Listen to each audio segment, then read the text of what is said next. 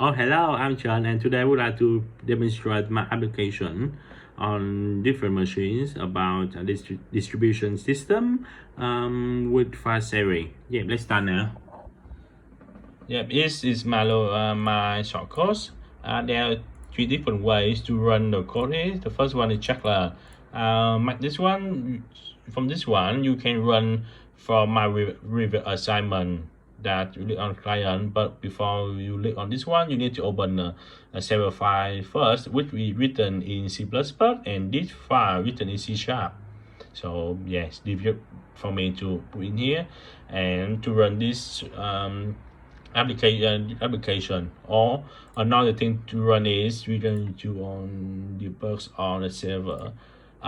In my application, I call the master is the server, and the peer on itself is a client, and peer itself is the one thing. It can be only sharing the file or request the server to download a file. Yeah, let's start now. Let's start server for now. Can you see here? The base real server is the IP4 address of the local machine. Yeah. Let's start the server now and want to run the client.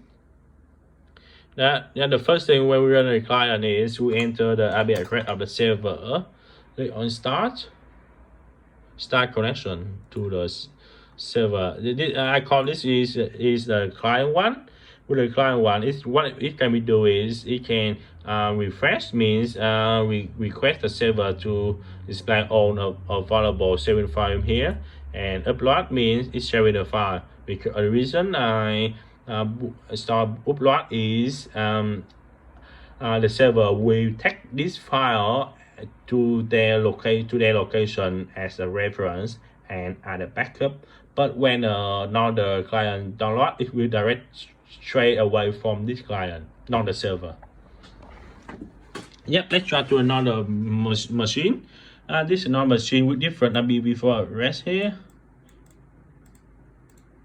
Yep, let's try to run the code. Is enter the server address, server IP address correctly on start, because this machine the first time run this application. So yeah, the file asking, so yeah, allow access. Yeah, I think it's to connect. Let's move to the server. Yep, the server both accept the registration from client 1 and accept the connection from the client 2 here. Yeah, because client 1 is run on the same IP with the server, so the BS red is the same with the server IP. Yeah, let's try to test one feature of file sharing first. I come back to a client 1 and then file upload. Let's find a good file for now. Maybe this one. Yep, this file looks good. So I click on, I'll double click on this one.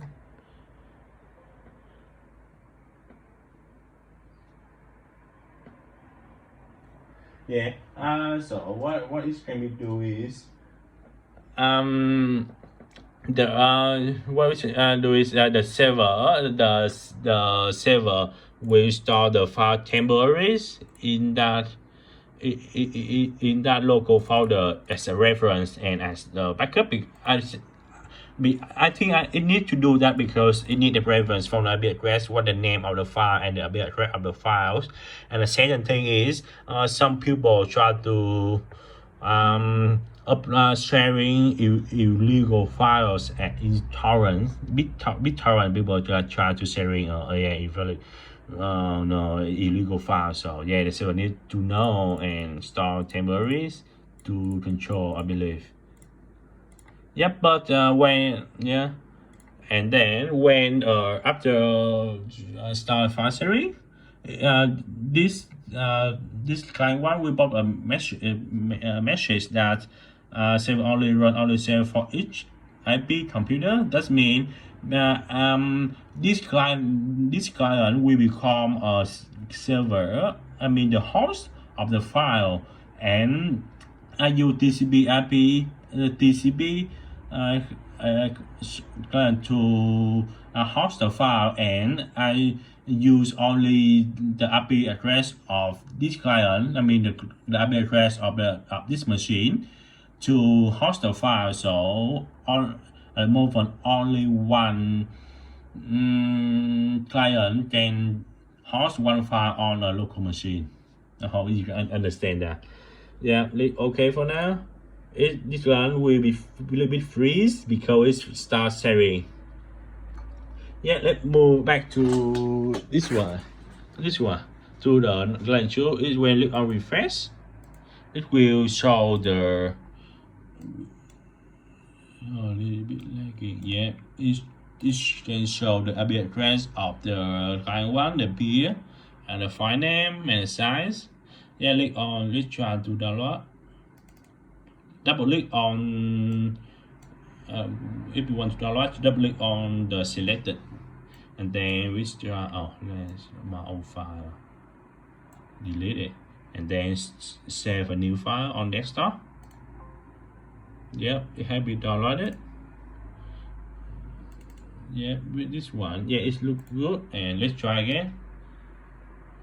Remove. Double click on this one. Click on save. Okay, on desktop. This file again. Yeah, I think it's work for the beer now. Yeah, let's get back to the server, see what will happen. Is the file have been uploaded from the client one at the time, and then the credential request to download. I mean, take the file from that IP, from this, from the IP address. So yeah. So what I'm doing now is I try to disconnect it. This client want to see if there's invalid client. What would it do? Right, I turn off the client one. So on the client two, it's still there. It haven't updated yet. But when we click on download, the client two, we try to connect to client one by on the address here. If it doesn't cannot connect to a client one, it will bot the message and let the server know that the IP address cannot connected to, and the server will remove that file. Yeah, it will pop up the message here. Invalid remote self peer to download with botting to server to remove that. Yeah, so will be let's okay, and we'll on refresh again. It lagging a bit, sorry. Yeah, refresh for now. Let's put back to the server, see what will happen. I can see here we download a file from a client tool, but it falls, and then the server remove report the file based on the IP address, and the system print that this IP address, this file and match the IP address that match the reported IP address from client 2, and then remove. Yeah, let's move to the local file. Yeah, which was there, the share file is was there, but it has been it has been removed from the server. One doing the test here is now let's install the client 1 again, and to the IP address of server. Refresh to make sure, yeah, it's empty for now. Upload another file, maybe make sure here, file call to open.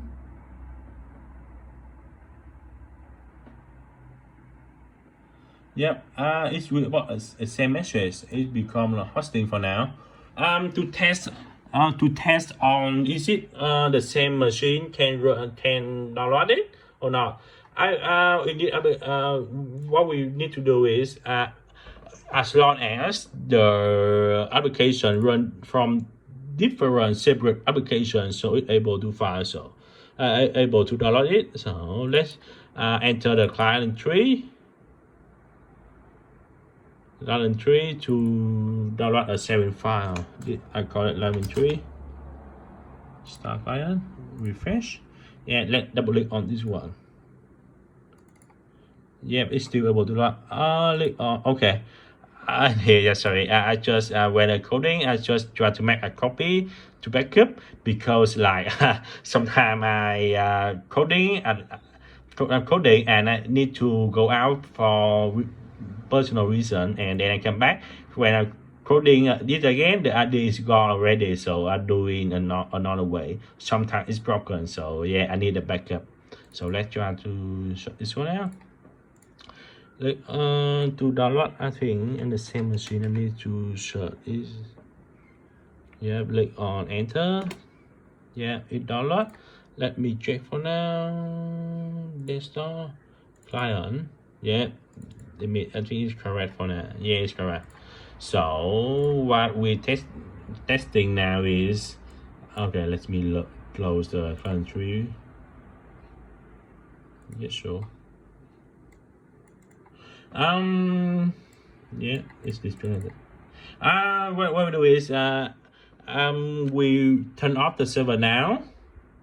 I mean close the application for the server now to see is it can client choose able to download from client one while server is disconnected. Okay, let me turn off the server. No more. Client choose here didn't touch anything. And client choose. Oh no. I think the server shut down and there's no way for them. Okay.